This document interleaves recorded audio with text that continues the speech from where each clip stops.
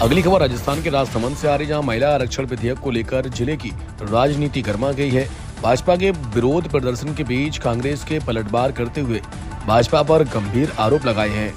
प्रदेश नेतृत्व के निर्देश पर कांग्रेस जिलाध्यक्ष आदित्य प्रताप सिंह और बूंदी की पूर्व जिला प्रमुख चंद्रावती कंवर ने मीडिया से बातचीत में कहा कि भाजपा महिला आरक्षण के मुद्दे पर दुष्प्रचार कर रही है। जनता के बीच भाजपा की असली महिला विरोधी छवि को उजागर करने के लिए कांग्रेसी नेताओं ने अब मोर्चा संभाल लिया है। आज भी मांग कर रही है कि 2023 में नारी शक्ति वंदन के नाम से जो बिल पारित हुआ था, अगर तत्काल उसको लागू कर देते तो 543 सीटों में से 1 सीटें महिलाओं को संसद में बैठने का मौका मिलता। अब ये कहती है बीजेपी कि कांग्रेस महिला विरोधी है। महिला विरोधी कैसे है?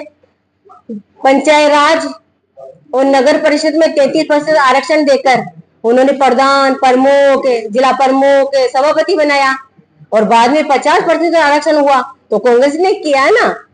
तो हम तो महिलाओं को आगे बढ़ाना चाहते हैं कांग्रेस पार्टी, इसलिए मांग कर रही है और नहीं होगी तो हम संसद तक पहुंचेंगे। क्या कारण रहा कि जो बिल पास होना था ये तो परिसीमन है, जनगणना और परिसीमन को जोड़कर, यानी बिल अलग था और परिसीमन अलग था। इन्होंने एक ही थाली में परोस दिया, एक ही थाली में परोस दिया, जबकि दोनों अलग अलग है। 2023 में हो गया बिल पारित और जनगणना 21 में होनी थी। परिसीमन इनकी गलती है, हमारी गलती थोड़ी है। बीजेपी कराती ना, भारतीय जनता पार्टी तो जनगणना कराती, फिर परिसीमन कराती। अगर इनको यही करना तो बाद में लेकर आती। एक बिल होता तो कांग्रेस के समर्थन में रहती है। बिल तो एक ही है ना। बिल क्या है? परिसीमन हम समर्थन में बिल के उसमें है जो नारी शक्ति वंदन महिला आरक्षण का, महिला आरक्षण उसके पक्ष में है, वो लागू कर दो।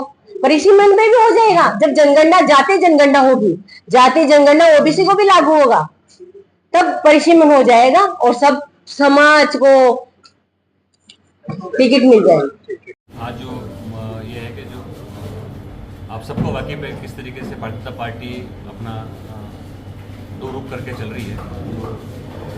महिला आरक्षण बिल को जिस तरीके से पारित करने की कोशिश करेगी, विपक्ष ने पूरी एकजुटता होकर इसका डटकर सामना किया।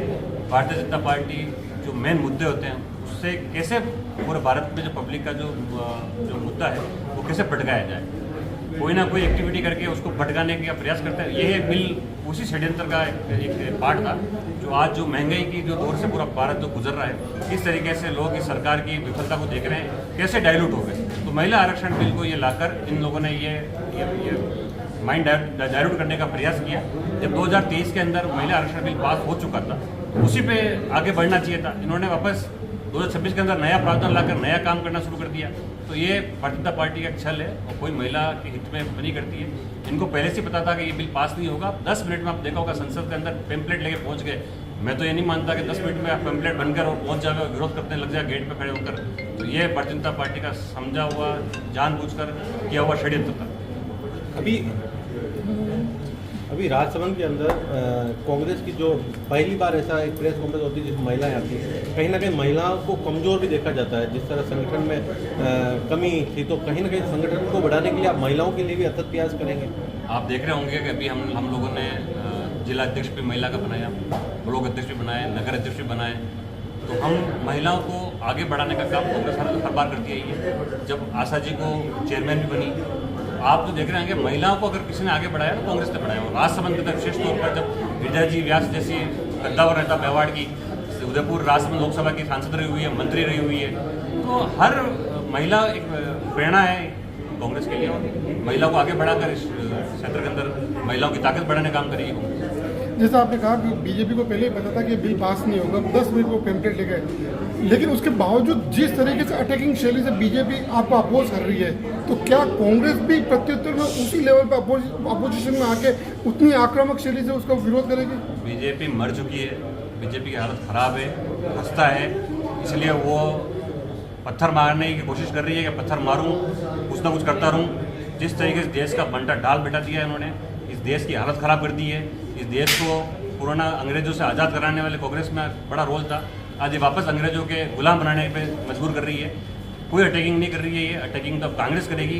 शर्म आने वाली बात है, बिल फेल हो गया भारतीय जनता पार्टी का। ये 11 सालों में पहली बार मुंह पे तमाचा है भारतीय जनता पार्टी पर कि उनकी जो तानाशाही है वो खत्म हो रही है और विपक्ष पूरा एकजुट हो रहा है। ठीक।